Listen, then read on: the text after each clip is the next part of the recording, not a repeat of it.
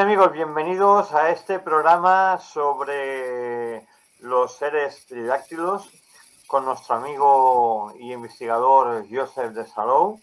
Hoy hablaremos de los creadores, hablaremos también de la teología hebrea de la Biblia, hablaremos de esos Anunnakis, por eso tenemos este fondo atrás, que hablaremos de todos estos temas tan geniales que normalmente no se hablan en las redes sociales y hoy intentaremos hablar un poquito sobre esto y aclarar algunas dudas. Joseph, buenas tardes, ¿cómo estamos? Buenas tardes, David. Pues muy bien y bueno, pues vamos a ver cómo podemos tratar este tema tan fascinante. Se habla mucho de estos seres que tenemos atrás, que son teóricamente los que crearon nuestros genes y nos transformaron en seres humanos tal como nos conocemos hoy en día, pero se ha escrito muy poquito o ha llegado muy a cuentagotas la información. Parece que sea un gran tabú como muchas cosas de la historia y de nuestros antepasados, ¿no? Como mucha arqueología, muchas construcciones, mucho material que se ha encontrado, pero parece que no interesa que se hable de realmente de dónde venimos y cómo fuimos creados, ¿no? Porque yo creo que desde la época griega, desde la gran explosión del volcán griego, toda esa civilización y anterior, hablo de lo que vamos a hablar hoy, ha desaparecido del mapa. Es como si no hubiera existido. Hablo de los minoicos, por ejemplo, parece que no hayan existido, ¿no? Entonces, claro, evidentemente hay muchas cosas que desconocemos, ¿no? Quizá la gran biblioteca de Alejandría que se quemó nos escondía todos estos misterios que ahora desconocemos. Posiblemente. Bueno, la biblioteca de Alejandría fue quemada en 5 o 6 etapas diferentes y por diferentes enemigos, no solamente los cristianos, y entre comillas esta palabra, ¿no? El caso es que pues antiguamente se recogían muchas historias, mitologías en manuscritos. Hay que decir que los pueblos antiguos, su transmisión histórica era oral, porque de esta manera no había posibilidad a la mala interpretación o a la falsificación. Es decir, el maestro lo transmitía al alumno y el alumno a sus siguientes alumnos y así sucesivamente. Solamente se escribían lo que eran cartas de comercio, de transacción económica, bancaria, o algunos decretos de los reyes, ¿no? De los monarcas de su tiempo. Pero lo esencial de la historia, de la enseñanza, era de este tipo, una transmisión oral. El problema es que cuando se comienza a escribir, entonces, traducto traditore. El que escribe traiciona el texto, ¿no? Traiciona lo que el mensaje fiel y original quiere decir. Porque es muy difícil que una cultura venida tiempo después y con otra idea, con otra religión, pues pueda interpretar correctamente un concepto.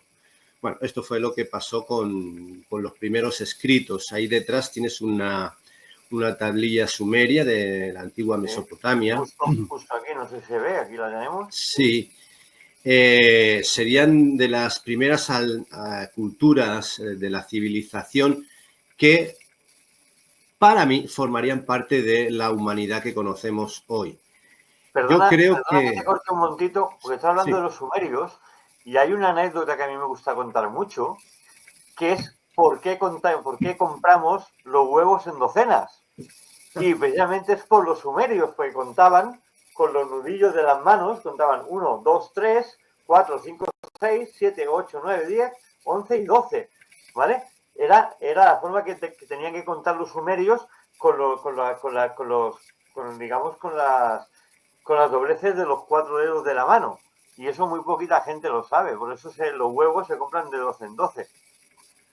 Sí, las medidas también se hacían con la mano, con el codo y bueno, hay muchas cosas así, ¿no? Con lo que es la vara, etcétera. El caso es que efectivamente tenemos civilizaciones muy, muy antiguas y bueno, en estas civilizaciones antiguas pues todos podemos recordar cómo tenemos, por ejemplo, vestigios arqueológicos, grandes megalitos como el famoso de Göbekli Tepe en Turquía, que este tiene 11.500 años. El de Baalbek en Líbano con unos 11.000 años, y este es increíble porque estamos hablando de grandes masas de piedra que eran movidas hasta una superficie plana y que luego los romanos construyeron encima el templo de Júpiter, y estas piedras hay algunas de hasta 2.000 kilos, llamados el trilitón.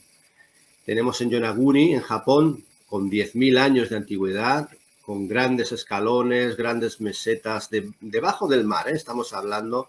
Sí, está sumergido, sí. Está sumergido en Pumapunku, en Bolivia, con unos 15.000 años, o la Esfinge de Egipto, que estamos hablando de una esfinge que estaría inundada, erosionada por agua en el Pleistoceno. 800.000 años han calculado algunos. Y manipulada, que se le cambió la imagen, porque primero... Exacto, la cabeza se le cambió. Se le cambió la cabeza. Sí, sí. Que se dice en las malas lenguas que existe una biblioteca interna, desconocida todavía. Sí, bueno, esto es lo que también el egiptólogo Manuel Delgado también nos habla de eso, ¿no? Y bueno, Edgar Cayce, que es un psíquico, él también lo visualizó. El caso es que, centrándonos un poco en el contexto teológico hebreo, porque yo soy judío mesiánico, licenciado en teología, en este caso yo me voy a remitir bastante al texto bíblico, y ahí sí que podemos hablar en el primer capítulo del Génesis cómo existe una entidad creadora llamada Elohim. Esta palabra Elohim es un plural y es un singular a la vez. Entonces hay varios textos para probar esto, como por ejemplo, bueno, también podemos utilizar la palabra Shamaim, como es los cielos, cielo, se utiliza de las dos maneras, o panim, cara, caras, o jaim, vida, vidas, en hebreo se utiliza eso, o sea, no necesariamente estamos hablando de un singular o de un plural cuando hablamos de Elohim. Es decir, la forma, la raíz bilítera que era en origen esta palabra viene a implicar que estamos hablando de jueces o de magistrados o de poderosos. No estamos hablando de ese Dios con barba blanca en el cielo supremo. Estamos hablando de eso, de seres que tienen un poder. Es decir, Elohim no sería un nombre propio, sino que sería una función de magistratura o de jueces. Ahí podemos recordar el pasaje en Juan, en el Evangelio de Juan, capítulo 10, verso 35, cuando Jesús de Nazaret, está discutiendo con los que le acusan, le critican, y no, tú siendo hombre te haces Dios. Y él le dice, pero es que no oísteis que fue dicho que dioses sois. O sea, en el contexto hebreo, tú siendo un hombre te haces un juez. Es decir, te haces una persona con autoridad cuando de Galilea nadie puede venir con autoridad a rebatirnos a nosotros que sí tenemos autoridad. Ese es el contexto hebreo. Lo que pasa es que ha venido el griego y el romano y el latín y han transformado eso diciendo que Jesús es Dios. No tiene nada que ver. Entonces, él les remite, ¿no oísteis que fue dicho que dioses sois? Y le está remitiendo al Salmo 82, ¿no? Cuando está hablando de esto, ¿no? Es un título, Elohim. Entonces, en el primer capítulo de la creación, en el Génesis, está hablando de que los Elohim, unos magistrados, unos terraformadores para mí, fueron los que iniciaron el proceso de las razas humanas. Por etapas. Entonces crean un escenario y luego ponen a un Adán. Adán, igual que Eva, no son nombres propios, son funciones. Adán viene a significar tomado de la tierra o sangre tomada de la tierra o tierra con sangre. Sangre de la tierra, sangre de la tierra. Exacto, porque Dam sería sangre y Adamá sería tierra. Sangre de la tierra. Entonces, luego tenemos en el capítulo 2, verso 7, cuando le dice que sopló en sus narices alientos de vida, Nismat Hayim. Podemos ver otra vez el plural dual, Nismat Hayim. Entonces, esa materia genética recibe ese golpe de energía vital para que comience a vivir.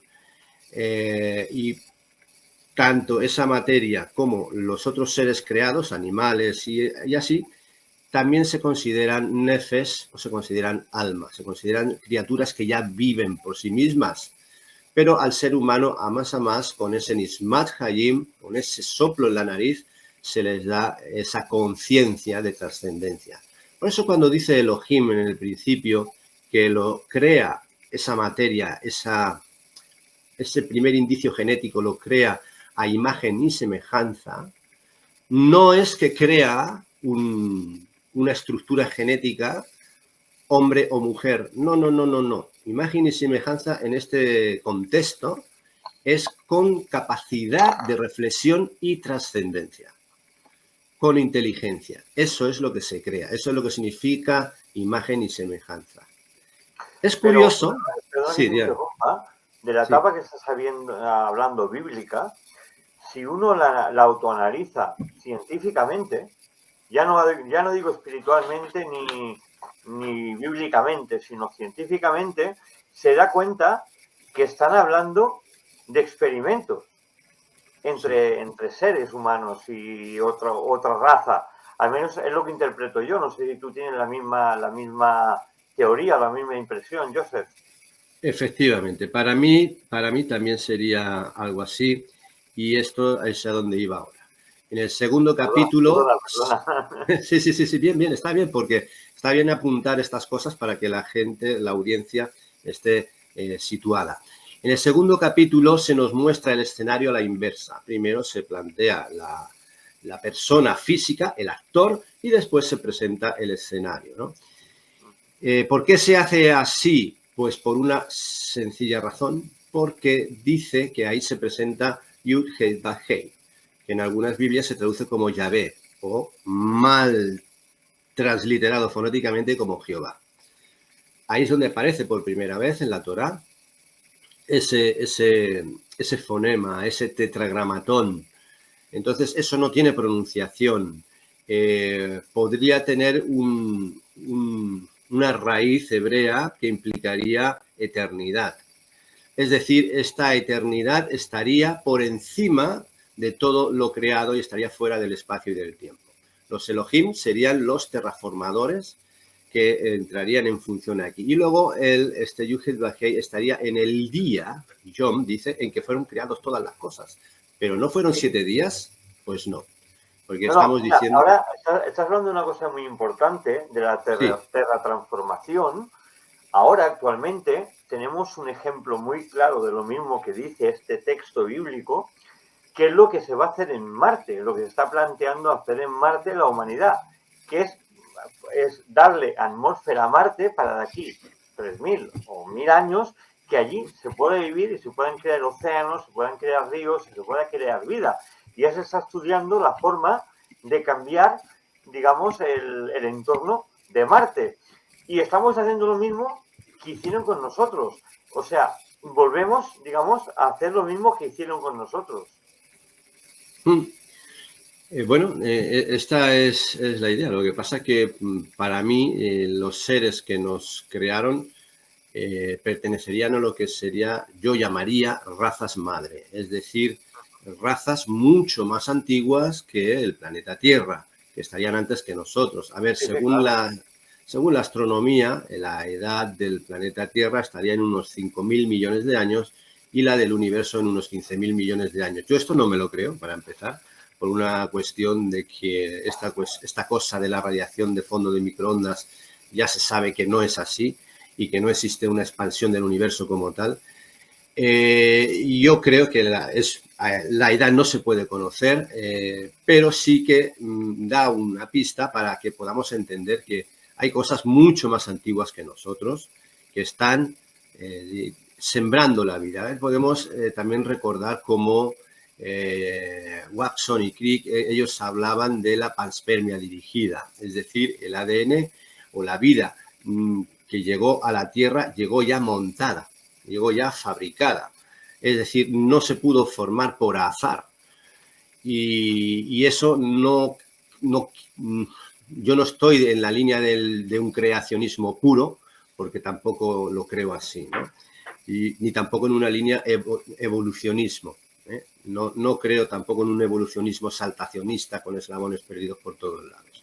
Entonces yo sí creo que en el segundo capítulo del Génesis tenemos la introducción de que por encima de todo existe una entidad, una inteligencia suprema que no es hombre ni mujer y que está fuera del espacio y del tiempo y que gobierna a estos terraformadores Elohim. Cuando aparece el concepto de Adán y el concepto de Eva, Eva viene de Hayá, que significa portadora de vida. Es cuando podemos entender la esencia de la genética para su autorreproducción. Y aquí entraría en juego luego lo que aparece en el Génesis también en los primeros capítulos como el árbol de la vida.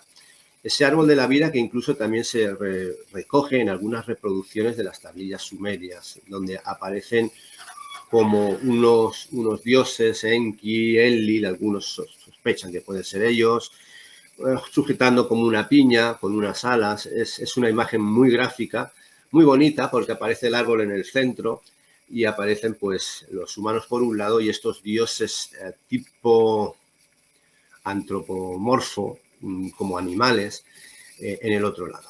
Entonces, ese árbol de la vida para mí sería como un código genético de donde se empieza a tomar todo. Es decir, hay una semilla que ponen estos terraformadores y la mezclan con una semilla que está aquí en la Tierra para que se adecue al hábitat que está aquí.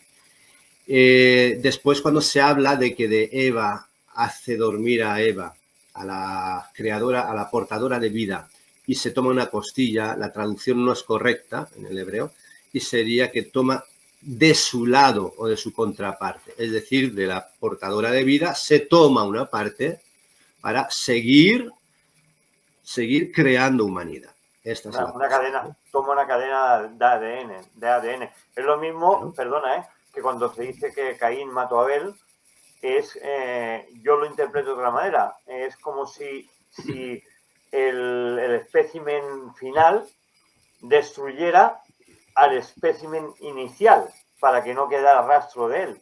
No sé si me entiendes por dónde voy.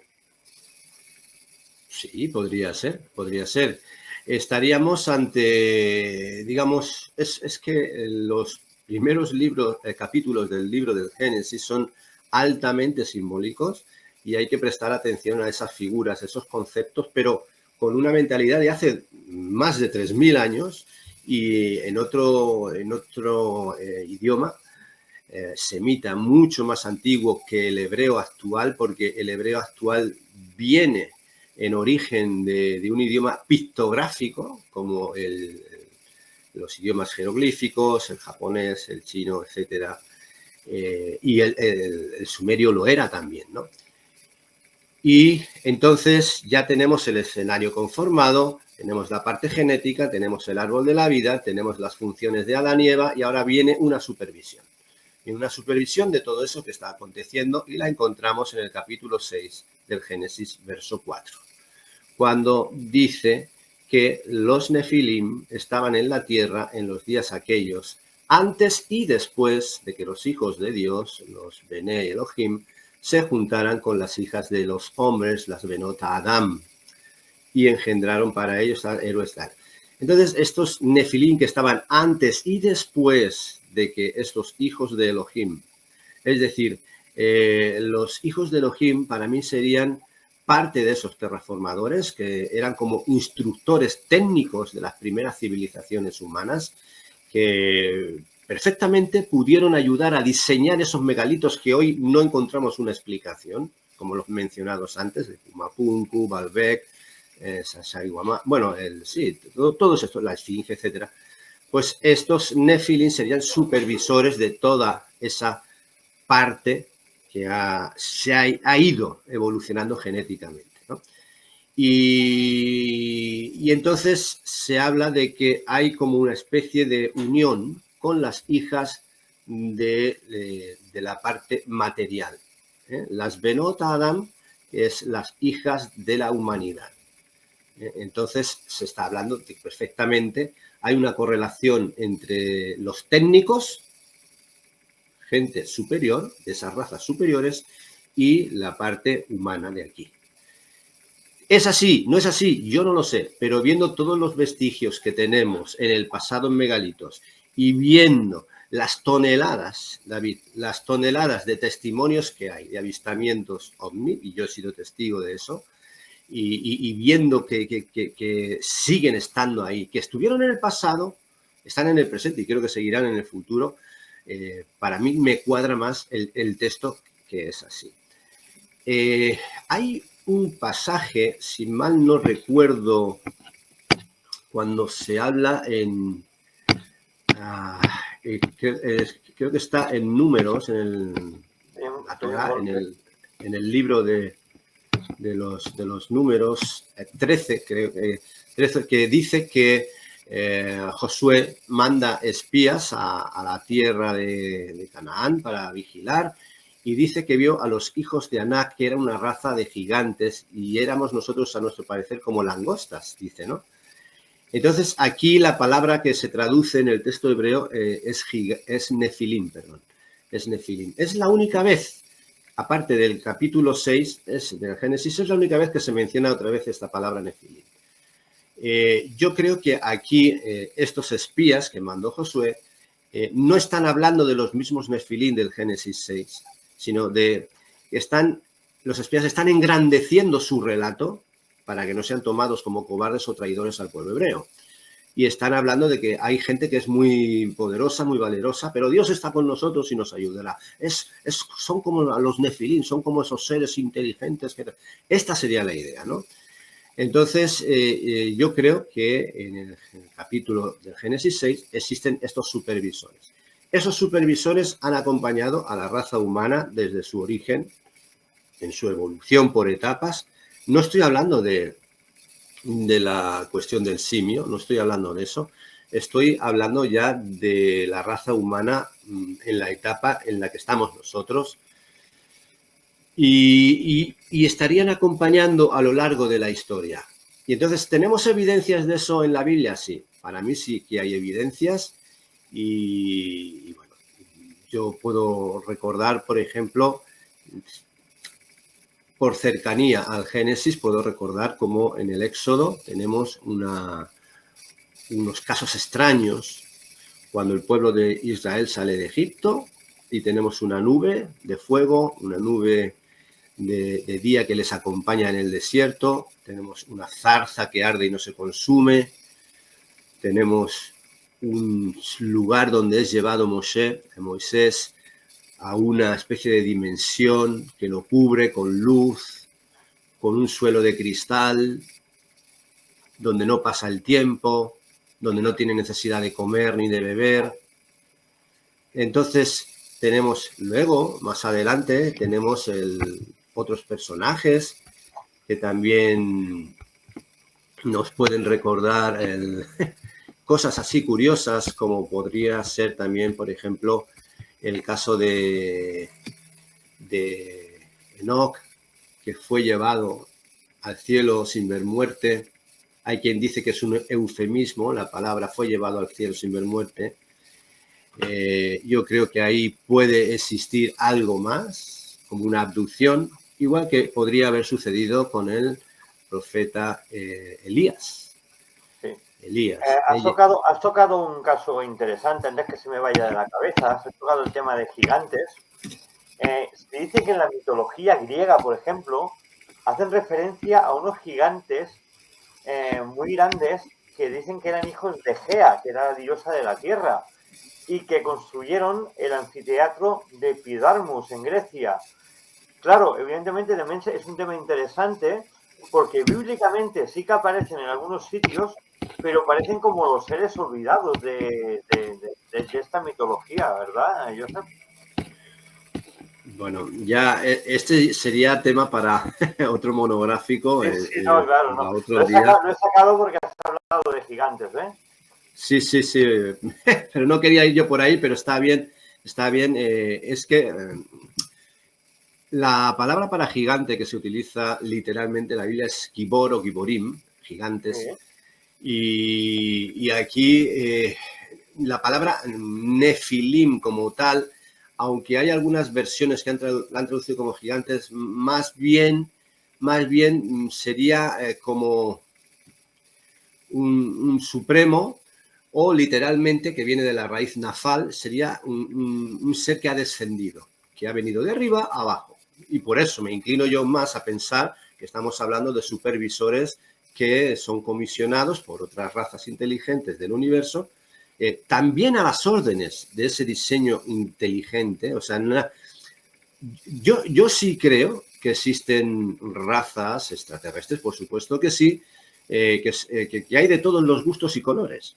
Y entonces hay una raza muy cercana al espacio y tiempo, donde comienza el espacio y el tiempo del universo conocido, que son, digamos, los embajadores directos de ese diseño inteligente. Luego tenemos otro tipo de razas que no serían tan físicas y que entrarían en un plano que estaría entre la dimensión física y la no física, donde podríamos catalogarlos como ángeles o mensajeros. Ángeles viene de la palabra malaj, que sería mensajero, y donde tendríamos distintas categorías entre arcángel o serafín, etcétera.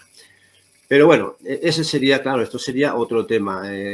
¿Hasta qué punto? Yo creo que está todo mezclado. Cuando hablamos de que estas razas tan avanzadas son capaces de dominar el espacio y el tiempo, en el momento que se domina eso, se entran en dimensiones que no conocemos nosotros, por nuestros medios técnicos limitados, no las conocemos, pero se entran en dimensiones donde todo está mezclado.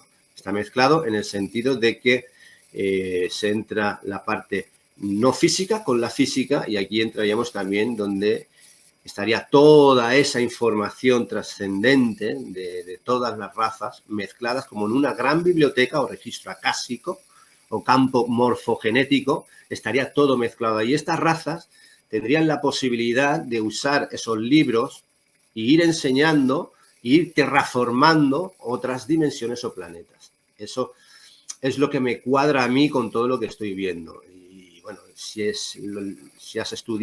hemos estudiado el espionaje psíquico, sabemos que los espías psíquicos dicen que cuando entran en esas dimensiones para espiar a otros países o lo que sea, se encuentran con esto. Se encuentran con fallecidos, se encuentran con seres así y esto. Bien, yo sigo con el tema porque precisamente era esto lo que te quería comentar, ¿no? Entonces, tenemos a Enoch y a Elías, que fueron así, arrebatados y esto, y tenemos, por supuesto, otro famoso en la Biblia, que para mí es la evidencia más clara de un contacto extraterrestre, es el profeta Ezequiel. Entonces, Ezequiel, en el capítulo 1, él dice que vio una rueda dentro de otra rueda y llena de ojos. Simplemente, yo no sé, han hecho dibujos hasta en la NASA, gente que trabajaba allí, han hecho dibujos raros de narices. Yo digo, ¿por qué se complican tanto y no hacen simplemente un platillo volador? Que tiene es lo que te iba a decir, el testimonio de Ezequiel, si tú lo coges científicamente, no hablo religiosamente, hablo científicamente, te está describiendo un objeto volador con un montón de ojos de buey. Simplemente te está describiendo eso. Que serían las luces para mí. Las luces, correctamente, sí. Sí, sí. Entonces, estas son cosas que uno dice, pero con lo sencillo que es, cuando él dice que ve ojos así alrededor, pues está haciendo referencia posiblemente a luces, porque él no entendía. A luces, o ojos de buey, o cualquier cosa de esta, sí. Sí, exacto. Entonces, una rueda dentro de otra rueda, pues es simplemente un platillo volador. Un platillo volante, sí, de toda la vida, sí, sí. Le queramos llamar. Bueno, el caso que este sería otro personaje que tuvo ese contacto en el exilio, en Babilonia, y de ahí, pues, el siguiente y más famoso de todos sería, pues, efectivamente, sería el de Yeshua. Jesús de Nazaret nace en unas circunstancias especiales y hay que decir que ese nacimiento virginal es considerado un milagro, pero al igual que las matriarcas, Sara, Rachel, igual que ellas ya no podían tener hijos y tienen el hijo, ¿no? Entonces siempre hay una luz, hay la gloria de Dios que llega, pues esto igual. Entonces, se especula que no nació en el Belén que se conoce, sino en otro Belén. No sé si has escuchado la historia. Bueno, a ver, Yeshua, bueno, según el texto bíblico, nace en Belén de Judea, y luego pues se va a vivir a Nazaret. Bueno, van a Egipto, y luego van a Nazaret, y de Nazaret, bueno, van a Galilea, etcétera. Entonces, la forma en que aparece el texto escrito, ¿no? Como la Virgen María da a luz, donde dice que el Espíritu Santo, dice el Arcángel Gabriel, vendrá sobre ti, te cubrirá, y con el poder de su sombra. Son cosas extrañas, no entendemos. Espíritu Santo, y desde la perspectiva hebrea no estamos hablando de una persona, como también dicen los evangélicos, sino que estamos hablando de la manera en que tiene ese diseño inteligente de obrar y de actuar con lo que ha creado, porque no tiene la necesidad de pararse en un metro cuadrado y de hacer algo, simplemente lo hace de esa manera. ¿Cómo lo hace? Pues a través de campos de frecuencias, de energía, ya lo decía Nikola Tesla también. ¿Quieres entender el universo? Piensa en energía, frecuencia y vibración, ya está. Y a través de eso, pues, obra, hace las cosas. Y entonces yo sí que creo que estos nefilín, estos supervisores, han estado ahí guiando, llevando esto. Igual que dieron a luz a las matriarcas, lo pudieron hacer con la Virgen María. Eso sí, para mí, tomando esperma de Joseph y poniéndolo en el óvulo de María. Una fecundación in vitro en toda regla. Pero, claro, bueno, fecundación in vitro. Experimento genético sería si no hubiera habido esperma de Joseph y hubiera sido un esperma alienígena. Yo no creo eso. Voy por ahí, Joseph, voy por ahí. Sí, yo tengo la opinión de que hay algo en el texto bíblico que es sobrenatural para mí, y es que ese diseño inteligente lo ha puesto ahí y ha hecho que, por ejemplo, si hubiera sido algo alienígena, entonces los fariseos, los corruptos saduceos del Sanedrín, habrían encontrado un motivo para considerarlo un mánser, un bastardo, y decir que por ese motivo era llevado a la cruz. Pero no, ese motivo se aclaró al final y se decía que era hijo de Joseph según se creía, y no lo pudieron acusar ante el Sanedrín de bastardo, de mánser, y por eso no lo crucificaron simplemente por una cuestión política que dijo que iba a destruir el templo en 3 días. Esto fue, ¿no? Vale, entonces, me vengo a referir, tenemos un nacimiento extraño con Yeshua, pero tenemos también luego una visita de unos magos que eran astrólogos, astrónomos, que para mí serían judíos de la diáspora, en la dispersión, en el exilio, y que habrían estado en Babilonia o posiblemente en el Yemen, fíjate tú con la que hay ahora liada en el Yemen, y vendrían desde allí. Se ha calculado la distancia, serían unos 2-3 meses en llegar, y una conjunción no está 2-3 meses en el cielo. Esa luz que los guiaba, esa estrella que los guiaba, no es algo de una supernova. Es algo metálico, algo porque no puede, cualquier estrella no puede permanecer en el tiempo fija.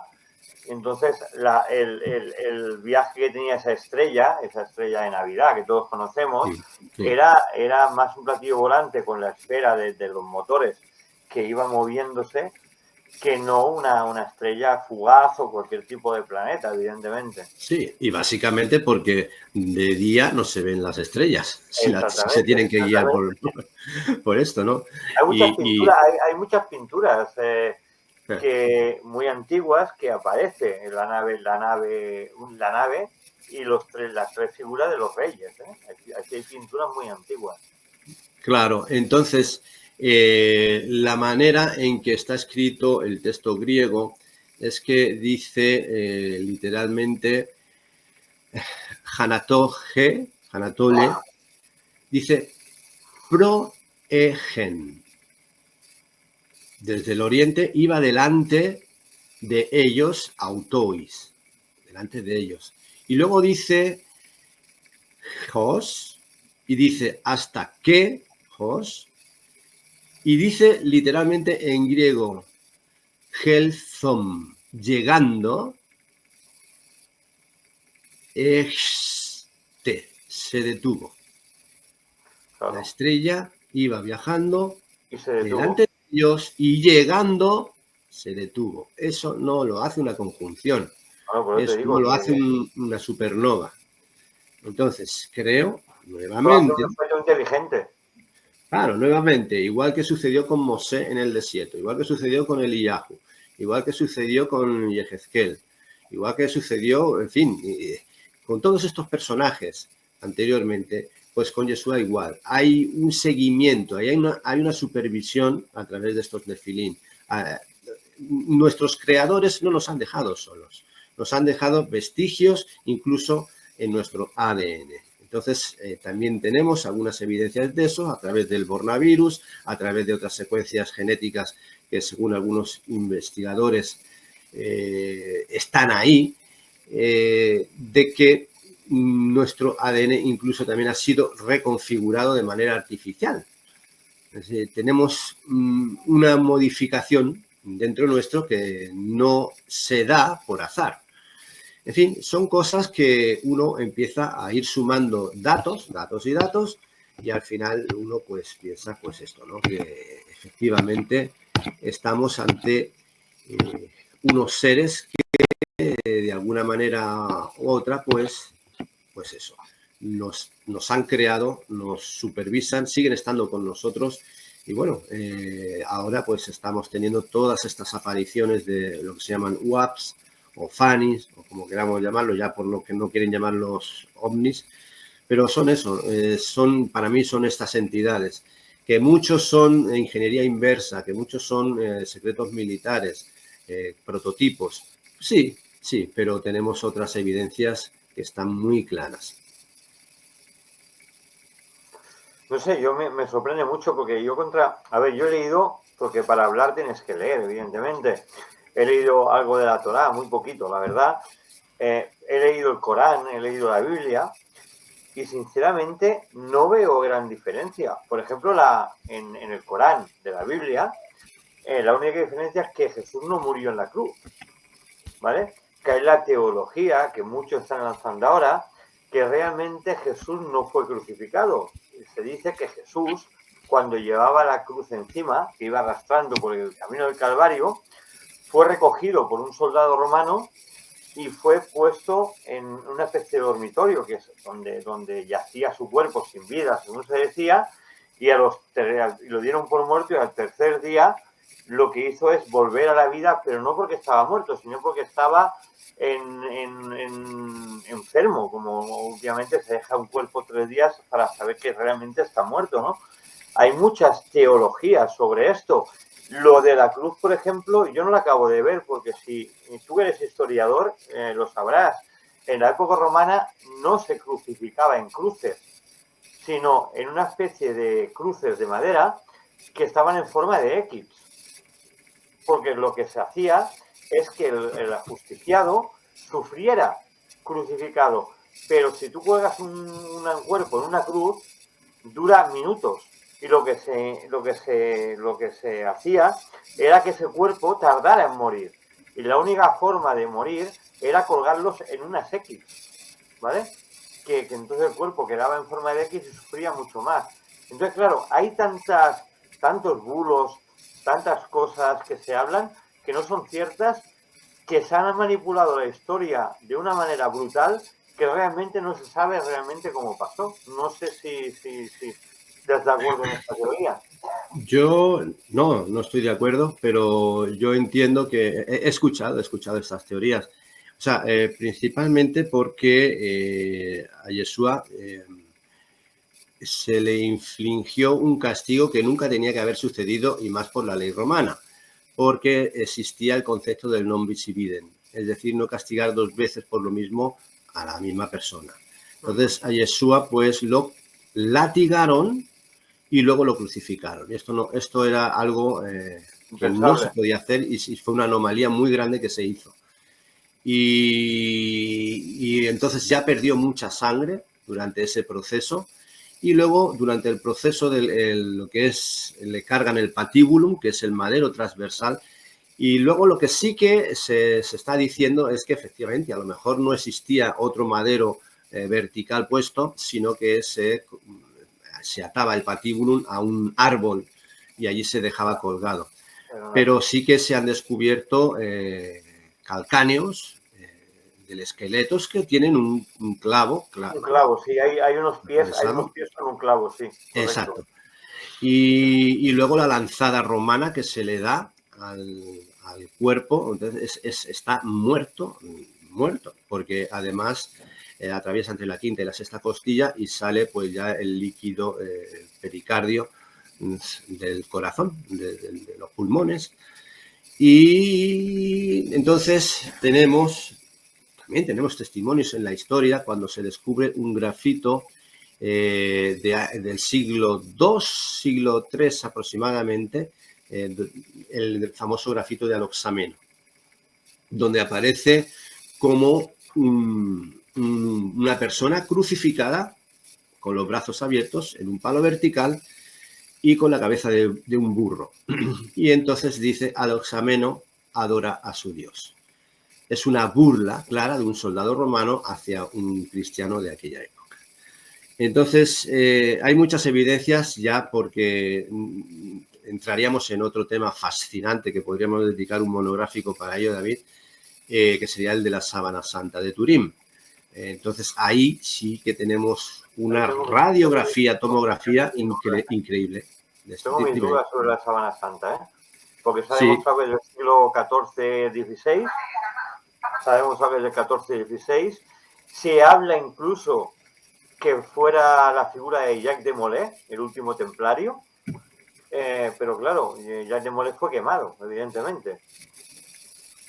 Entonces, claro, sí, hay muchas teorías que no puedes enlazar por ningún lado, o sea, que teorías miles, ¿no? Evidentemente. Pero es lo que decimos, David, o sea, lo que tenemos que hacer, a ver, hoy en nuestros días tenemos al gobierno de Pedro Sánchez que quiere limitar la información y que solamente sea su versión la oficial. Este es el problema. Yo no voy a entrar en gobierno, yo me centro en la historia solamente. Exacto. Pero claro, aquí tenemos la cosa. ¿Cómo sabemos que un relato histórico es auténtico? Entonces, lo que tenemos que hacer es, los que hemos estudiado manuscritos semíticas, lo que tenemos que hacer es el contrastar la información antigua. Claro. Entonces, si yo tengo esa herramienta para contrastar con otros manuscritos anteriores a la datación del carbono 14, 1260-1390, una datación capitaneada por Michael Tait, director del Museo Británico, con $1 millón en el bolsillo, sospechoso, y que te da una datación, y que tenemos luego manuscritos, y tenemos grabados más antiguos que esa datación, donde aparece la síndone y el cuerpo de la síndone, entonces eso ya blanco y en botella de leche. Y luego sabemos también que a las 2 semanas fue la misma revista Nature, donde se publicaron los resultados de la datación medieval, que dijeron la sábana santa en comparación con las otras telas, una tela nubia, una tela de la capa de Louis d'Anjou, etcétera. Pues la de la sábana no llega al 5% de significancia, es decir, la prueba tiene que considerarse nula, porque está altamente contaminada. Entonces, sí, no, conozco ese resultado porque también se encontraron semillas o restos de plantas y de vegetación de la época del siglo II a.C., evidentemente. Y del siglo I también. Sí. Claro, hay que pensar, o sea, el polen pues está siempre por ahí y se ha descubierto, y el polen muta. Por eso los alérgicos, los médicos lo saben muy bien. Cada año, cada temporada, pues va cambiando el polen y pues, hay que, pues eso, protegerse. Y el polen que hay en la tela es del primer siglo y de la zona de Judea. Sí, sí. Y está petrificado dentro de la tela. Entonces Harry Grove, que era uno de los precursores de la nueva datación por acelerador de espectrometría de masas, él dijo, a ver, cuando Francis Levy, premio Nobel, por inventar el método de datación del carbono 14, el método es bueno, pero claro, si la muestra está contaminada no sirve. Él nunca quiso hacer eso, ¿no? La prueba, porque dice, es absurdo hacerla a una tela que ha estado dando vueltas hace 2000 años por ahí. Entonces, y que nunca estuvo en poder de la Iglesia Católica. Entonces, Harry Goff dijo, a ver, es imposible que en 1988, cuando se hizo la prueba de datación, supieran todos los métodos de limpieza que había. Entonces, es imposible también limpiar, aunque tú tengas el protocolo de limpieza de la muestra, es imposible limpiar de bioplastos un tejido orgánico como el lino, porque eso se queda adherido. Es más fácil de un sintético, pero ahí no, claro, es imposible. Y eso no se tuvo en cuenta, no se pudo limpiar. También se dijo que la sangre, al analizarla, tenía un compuesto de ADN diferente al humano de hoy en día. También se dijo eso. No sé quién lo dijo, pero igual no está del todo correcto, porque el ADN es ADN humano y es del tipo AB positivo. Lo que no se puede hacer es una secuenciación porque está altamente degradada en la cadena de aminoácidos. Lo he leído, que se dijo que tenía un componente, o sea, era humano, pero tenía un componente diferente al humano, el ADN. Sí. Pues ya te digo, el tema de la síndrome viene a reflejar también cómo que efectivamente hubo una muerte real, porque hay sangre arterial, cadavérica y venosa en la tela, y la sangre es de un color rojo vívido, y entonces cuando se le preguntan a famosos hematólogos, incluso judíos y ateos, dicen, no, esta sangre es de este color porque ha tenido un alto índice de sufrimiento el cuerpo, y la sangre lo hace. Hay una sustancia, aparte de la bilirrubina, hay otra sustancia que no recuerdo ahora, que se queda en la sangre y se queda de ese color. Y dice, la sangre antigua hay de todos los colores. Y la gente dice, no, es falsa porque se ve muy roja. No. Porque se oxida más que la normal. Sí. Pues eso, entonces sí que tenemos evidencias en el texto bíblico de que algo extraño estaba pasando, que existían como unas razas que estaban dirigiendo todo, habían creado una humanidad y posiblemente a través de distintos cambios genéticos, como lo que encontramos en el Génesis 6, pues fueron modificando, ¿no? Y luego esas manifestaciones tan extraordinarias que tenemos, sumado a los megalitos antiguos y sumado a la evidencia actual que estamos viendo todos en los cielos, que tenemos toneladas de evidencias, pues yo creo que efectivamente nuestros creadores son seres mucho más avanzados que nosotros, dirigidos y gobernados por lo que, si queremos llamarle Dios o como queramos, una inteligencia suprema que no tiene forma ni tiene nada y que lo gobierna todo. O sea, es decir, yo no creo en una composición del universo o del ser humano, de lo más grande o lo más pequeño, por azar. No creo eso. Creo que hay un diseño inteligente. Una pregunta te quiero hacer sí. a nivel de escritura de Judea, es el tema de si fue Jesús o fue María Magdalena, porque hay indicios que María Magdalena llegó a Francia con dos Magdalenas más, con dos María Magdalenas más, que hay restos biológicos de ellas y que se tiraron muchos años viviendo en una cueva haciendo milagros. Entonces, la pregunta a nivel de la Torá, no sé si recoge esta época de cuando se dice que María Magdalena se trasladó a Francia con una embarcación con dos María Magdalena más, habían tres, que incluso tienen una iglesia, la iglesia de María Magdalena, la tienen allí con los restos, arqueológicos, hay huesos, hay trozos de cabello, trozos de piel, hay una calavera que dice que pertenece a María Magdalena, que se abre solamente para momentos especiales. No sé si a nivel de la Torá esto se recoge o se puede dar la posibilidad que la figura de Jesús fue la figura de una mujer en vez del propio Jesús. A ver. No sé qué es esto. Es un tema muy controvertido, lo sé, ¿eh? Sí, sí, ya. Mira, estuve haciendo un reportaje para mi segundo canal de historia y misterio en el monasterio de Santes Creus, aquí en Tarragona. Sí. En este monasterio yo pues pedí mi permiso como antropólogo y me dieron permiso para grabar porque allí existe el único retablo en España donde aparece pintado el descenso de la cruz y aparece pintada María Magdalena embarazada. Tuvo 2 hijos, se dice. Entonces, ¿quién es el autor? No se sabe. Estamos hablando de una pintura de época medieval, pero quién es no se sabe. Y luego, entonces, ¿hay alguna constancia de que María Magdalena estaba embarazada de Yeshua? No hay ninguna, ni histórica, y no está en el texto bíblico de los evangelios. En la Torá no aparece porque la Torá no entra todavía en los evangelios ni María Magdalena. Entonces, en los evangelios no hay. Lo que sí que hay es que Yeshua no tiene mujer, no se casa, si no eso habría salido. Pero sí que sale en la cuestión de que los discípulos sí tenían esposa y se casaban, y lo dice el apóstol Pablo, ¿no? Pero Yeshua no, si no, eso tan importante habría salido.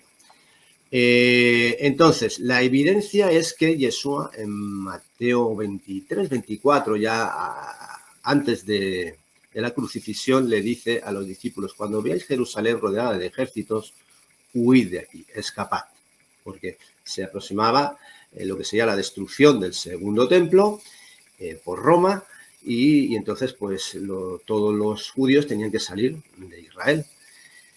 Y bueno, y ahí sí que creo que hubo una dispersión, un exilio masivo de todos ellos. Algunos judíos se quedaron a guerrear allí, pero los seguidores del Nazareno para mí escaparon.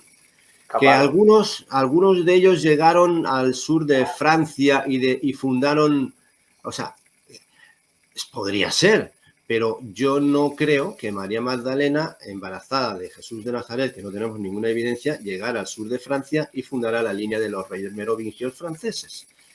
Es que es lo que se dice, ¿no? Se habla mucho de esto en Francia, ¿eh? Sí, pero no tenemos una evidencia histórica, se pierde eso, ¿no? No hay nada. No hay nada. Entonces, sí que existe igual lo de aquí en Santiago Apóstol, la tumba de Santiago Apóstol en Galicia, dicen que no es de Santiago.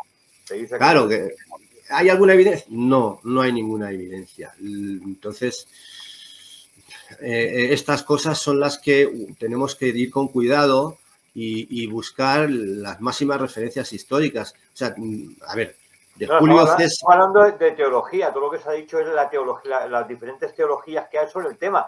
También se dijo que María Magdalena y Jesús huyeron a Egipto.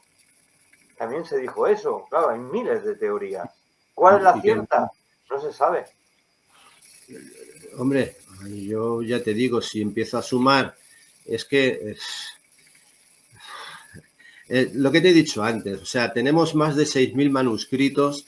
Claro. De que Jesús de Nazaret hizo esto, y se quedó ahí. Y luego tenemos la evidencia científica de la tela, de la síndrome, porque está más que comprobado. Más de 1.000 experimentos estamos de acuerdo en eso, demuestran esa autenticidad. Lo otro, Jesús vivió y murió en Cachemira, eso fue un bluff que se inventó un periodista ruso, creo que era Notovich, y luego que copió Andreas Faber-Kaiser, este periodista catalán, ¿no?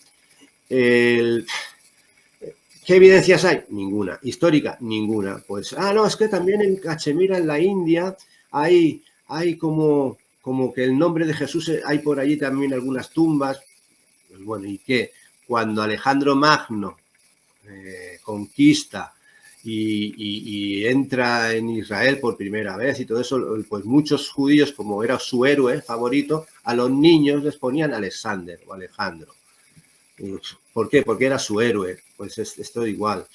No hay evidencias de Julio César, de las Galias, de Napoleón. Apenas tenemos una docena de manuscritos. De Jesús de Nazaret y sus seguidores, incluso de los enemigos de Jesús de Nazaret, tenemos más de 6.000 manuscritos.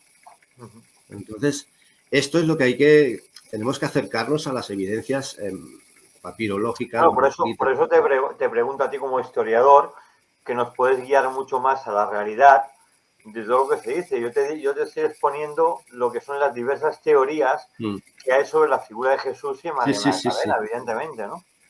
Muy bien, muy bien. Sí, luego había la otra teoría esta, ¿no? Que Jesús, si era buen judío, tenía que haberse casado. No tiene por qué.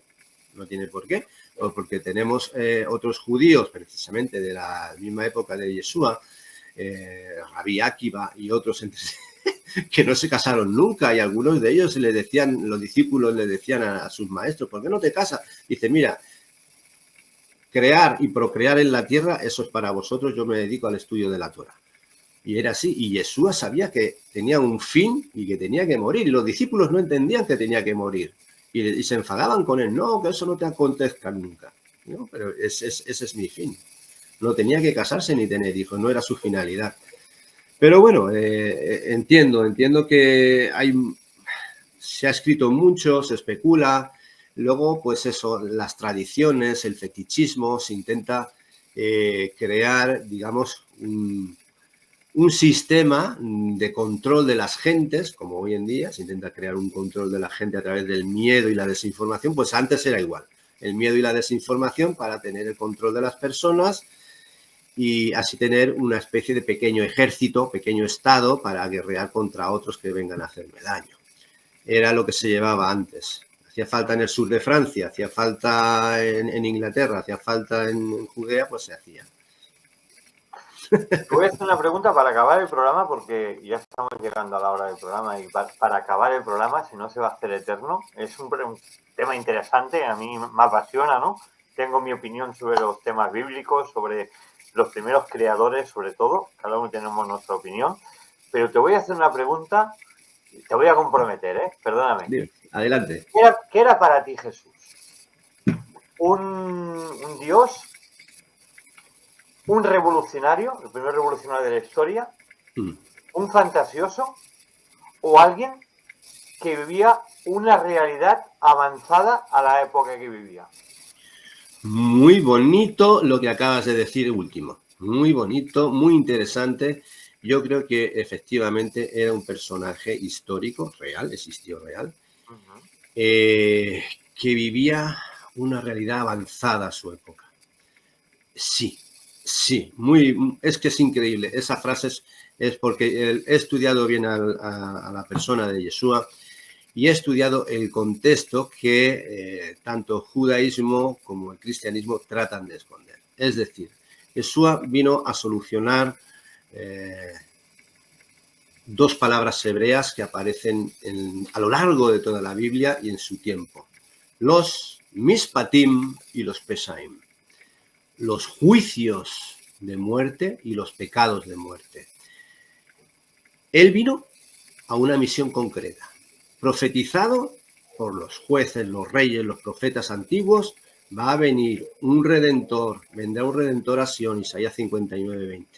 Va a venir, está llegando, está aquí y ya está. Y cuando llega, cumple su misión, acaba en la cruz y se va. Entonces, una cosa que me llama la atención de Jesús, que no he entendido nunca, en la Biblia se habla mucho de Moisés, y en cambio él se revolucionó contra la palabra de Moisés. Vale, espera, no, vamos por partes. Entonces, Yeshua, él lo que hace es todos los sacrificios de sangre que habían, que el Eterno le dice a Mosé, antes del Sinaí no había ni un sacrificio de sangre por pecados, ni uno. Después, con Mosé, es cuando empieza la figura de sangre por pecados que acaba en la cruz. Entonces, cuando aparece Yeshua, aparece, como tú bien has dicho, ya buscando una realidad superior de la Torah. No la anula, sino que la eleva. Es decir, todo aquello que hicieron vuestros padres, todo aquello que hicieron los profetas, ahora ya no habrá sufrirán la dentera por culpa de los padres, sino que cada cual pagará por sus pecados Entonces, Yeshua lo que viene a hacer es, mira, ahora tú eres responsable por ti mismo de tus pecados. Ya no necesitas templo, ya no necesitas ir a ningún sitio. Cuando estaba el templo, sí, porque esa era lo que se tenía que hacer. Pero él sabía que iba a llegar un momento en que eso se iba a acabar. Y entonces, todo lo que son los pecados de muerte, es decir, si tú asesinas a tu hermano, no existía una ofrenda que te dijera, por haber asesinado a tu hermano, trae un corderito al altar y serás perdonado. No, tú tenías que morir. Habían otros pecados que eran de ignorancia, que sí tenían perdón en el altar, pecados por olvido, tenían perdón en el altar, etc. Pero ese no. Ellos asesinaron a un hermano suyo por dar de comer al hambriento y sanar enfermos. Lo asesinaron en una cruz. Y dijeron ante Pilato que su sangre sea sobre nuestras cabezas y sobre la de nuestros hijos. Eso es una maldición generacional. De muerte, un pecado de muerte, un peshaim. Entonces, Yeshua en la cruz está diciendo en sus últimas palabras, perdónalos porque no saben lo que hacen. Convierte un pecado de muerte en un pecado de ignorancia que sí tiene perdón en el altar, en este caso en la cruz. Entonces, si el judío de su tiempo, y quizás el religioso de ahora, el judío religioso de ahora, no acepta la capará o la cobertura de un sadik, de un justo, entonces él sigue en eso, sigue en un pesaim, en un mispatín, en un juicio y en un pecado de muerte, y está alejado de la voluntad divina o de ese gran creador, está alejado de eso por generaciones, pero de manera individual, ya no se habla como una nación, porque aquello se perdió. Ya todo se mezcló, las ovejas perdidas de la casa de Israel ya están por todo el mundo, nadie se sabe quién es quién, solo por el corazón, por la parte espiritual, todo se ha mezclado, hijos bastardos, matrimonios forzados, matrimonios políticos por intereses, no sabemos lo que somos. Se puede rastrear genéticamente, sí, se puede saber de dónde es tu zona, de dónde has venido en el mundo, pero cuando hablamos de buscar un ADN, no se sabe. Se separa todo, y sobre todo los registros civiles de matrimonio y así, se para todo hasta el 1500, no se puede ir más atrás. Entonces todo se convierte en algo espiritual. Y en este caso, Yeshua lo que hace es acabar con su misión allí. Ya está. Yeshua no era un ser divino, no era Dios, era un ser humano, especial, adelantado muy, como tú has dicho muy bien, a su tiempo, a su época. Entonces, cuando él dice, Jesús es Dios, no, Jesús es Dios, como dice primera de Juan, creo que está en el capítulo 2, dice, mirad cuál amor nos ha dado el Padre para ser llamados hijos de Dios, a todos los que aman al Creador. Y entonces el ser humano, igual que estas razas madre, han puesto en el código genético de todas las personas, han puesto dos premisas que están en todo el mundo, en todas las etnias. Es, ama al Creador y a tu prójimo como a ti mismo. Y ya está, no te hace falta templo, no te hace falta religiones, no te hacen falta libros religiosos, ni nada.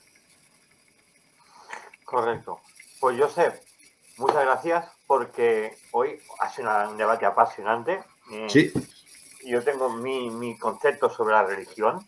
Eso sí, con todo el respeto del mundo, puedo creer o no puedo creer, pero sobre todo respeto e informarte de lo que tienes que hablar a veces, ¿no? Porque a veces tú puedes creer, no puedes creer, pero al menos tienes que informarte de lo que tienes que hablar, siempre, y siempre con el máximo respeto. Hemos aprendido mucho, ha sido una charla muy interesante, de las mejores que he tenido desde hace mucho tiempo, y nos vemos la semana que viene con más charlas como esta. Ha sido todo un placer. Nos vemos la semana que viene, Joseph. Hasta luego. Pues muchas gracias, David, también aquí. Gracias.